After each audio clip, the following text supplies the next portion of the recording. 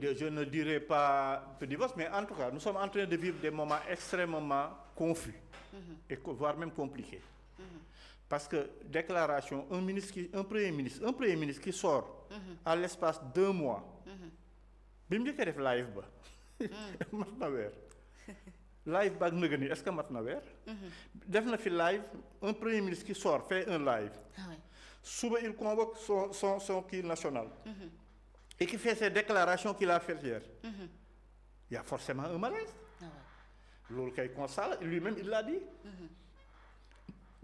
dit bien sûr il a dit que moom dem na seeti président ne ko attaque yi ñu lay attaqué da nga koy faj yi ñu lay attaqué da nga koy seetaan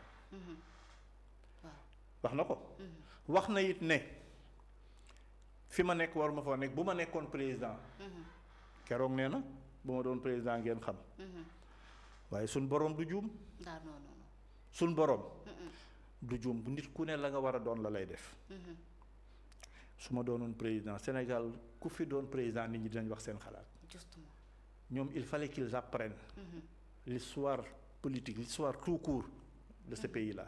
Exactement. On a voté même avant les États-Unis.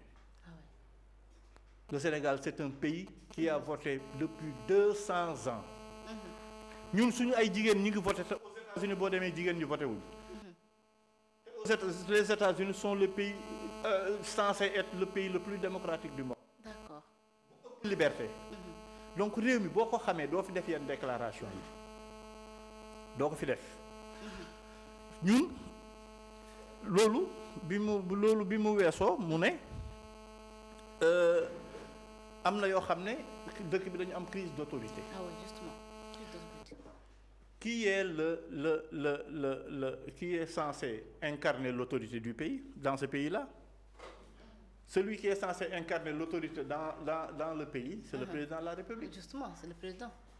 Donc c'est le président qui manque d'autorité. Man waxuma ko. Oui, mais ça c'est grave pour un président de la République, on traite comme ça. Mais en plus, naan sama rakk la.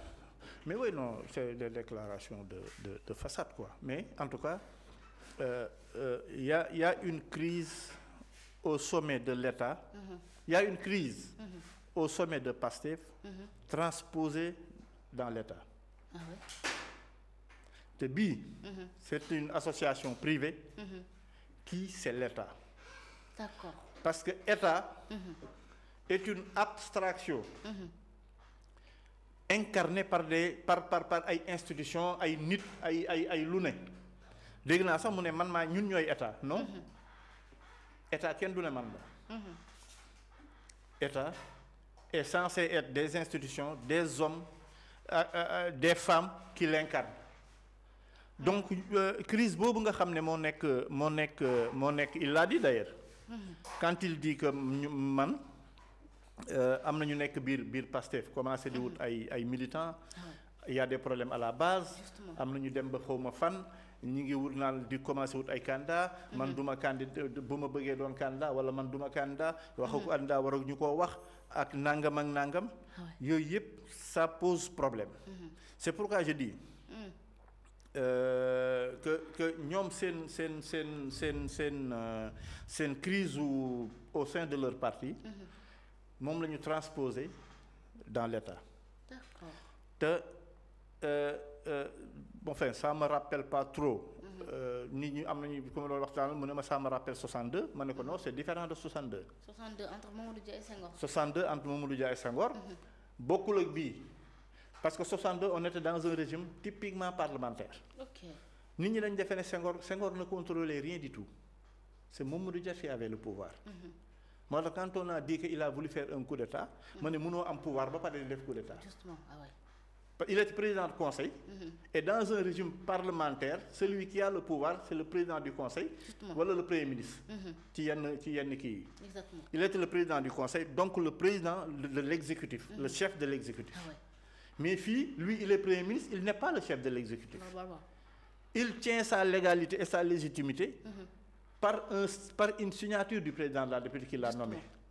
Qui l'a nommé. D'accord. Donc régler cette crise là yomb na mais il faut que ki nga xam ne moom la ñu fal parce que bu nee jiit nañu doxal wala ñu bàyyi ma doxal. ah ouais. xaw ma par quel artifice. wala par quelle gymnastique lañ koy defee. xaw ma. justement parce que ñoom joxuñu seen bopp ay pouvoir. c'est la constitution sénégalaise qui confère des pouvoirs. constitution bi moo ne lii mooy pouvoiru président. ah ouais. lii mooy pouvoiru premier ministre. pour mënuñu laa bàyyi ngay doxal di jël pouvoiru président di ko doxal. ah non non. donc c'est le président mooy doxal. président nag il faut moom mu xam lu mu bëgg. et man en tant que homme politique dama koy interpeller directement. non il faut mu apaiser réew mi. ci naka la ko mën a jël ay mesures yoo xam ne sénégalais yi dinañ am jàmm on leur concède au moins une chose. xam nañ ne mënuñoo defar réew mi d'accord nañ. ok nañ jéem ba 5 ans yi jeex ñu jël suñuy caabi. mais nag bëggatuñ fi coow bëggatuñ fi wax bëggatuñ fi ay dugg di génn bëggatuñ fi ay sànnanteek a xeex. ok loolu il est le garant de la stabilité dans ce pays là. te na ci taxaw. ok léegi nag nu mu ko mën a defee moom. na ko defee noonu. d'accord. y a un poste de Madiambal que j'ai bien aimé. ah ouais.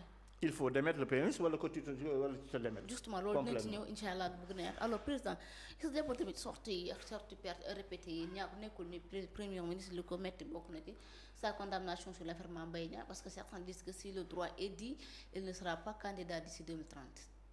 mais oui beaucoup le disent hein, c'est il y a une qui dans la doctrine pas dans la doctrine sax. mais chez les intellectuels chez les juristes am na ñu ne mënta doon candidat am na ñoo xam ne ñu ne mën na ko doon mais man bu ko dee doon xaw ma nan la koy doone. parce que lii c'est une affaire privée ah. fële la féete par rapport ak li ñu amnistié. donc lii defe naa bokk ci ah. non. lii bokku ci donc man je crois que bu ñu demee ba ca cëppanjaay bu dee yoon rek la ñuy doxal. il ne peut pas être candidat. normalement maintenant lu ko naqari. mais xam nga yow am nga lu la naqari. man mii am naa lu ma naqari. keneen am na lu ko naqari. beaucoup d'hommes politiques am nañu lu leen naqari. juste pas. mais man du ma am lu ma naqari boo ko indi si réew mi. yow kay boo amee loolu naqari demal nga dox ko wax ko ak ñi nga xam ne ñoom nga ko seqal. bien sûr. ñi nga xam ne ñoom nga ko seqal. parce que li ma doon wax sànq moo ci nekk rek. boo demee ba nga xam ne par diffamation ñu teg la daan. ñu def rabat d'arrêt. nga def rabat d'arrêt. le rabat d'arrêt nit ñi dañuy wax naan le rabat d'arrêt n'était pas recevable c'est pas vrai hein. Non, le rabat d'arrêt a été reçu. Bien sûr. Et jugé. Bien sûr. xam nga dañ ne le rabat d'arrêt est irrecevable. Irrecevable mooy dans la forme dañ ko xool nii rek ne non kii on ne peut pas kii jël leen dem. Justement. Mais non, c'est les chambres réunies. Toutes les chambres réunies. J'ai bien aimé l'explication de quelqu'un que j'ai suivi l'autre jour. mu ne les chambres réunies mu ne la cour. Cour suprême cour la quoi comme couru kër yi. kër boo duggee ci kër quoi. chambre nekk nii chambre nekk nii chambre nekk nii chambre nekk nii. léegi waa chambre yëpp génn ñu dajaloo ci cour bi. justement daal di koy àtte. C'est ce qui s'est passé. Exactement. Et maintenant c'est l'autorité de la chose jugée c'est terminé. Ça a été un rabat d'arrêt c'est terminé. Définitive. Ah ouais. Donc candidature je ne crois pas. que mu possible mais bu fekkee ni looloo tax tamit du doon candidat. mais kan moo ko teg. defaama rek. kan moo ko teg. kon ñu ma defaama rek. waaw xam nga du man du yow du benn Sénégalais. non. waaw boo nee man kii nangam. après nga génne nga ne kayit gaa nga sama bureau. ñu woola ne la indi ko nga ne non dama ko fàtte après nga ne sama téléphone laa ko gis. dugg fii génn fii ci internet bi. ah mais kilifa il faut savoir raison garder.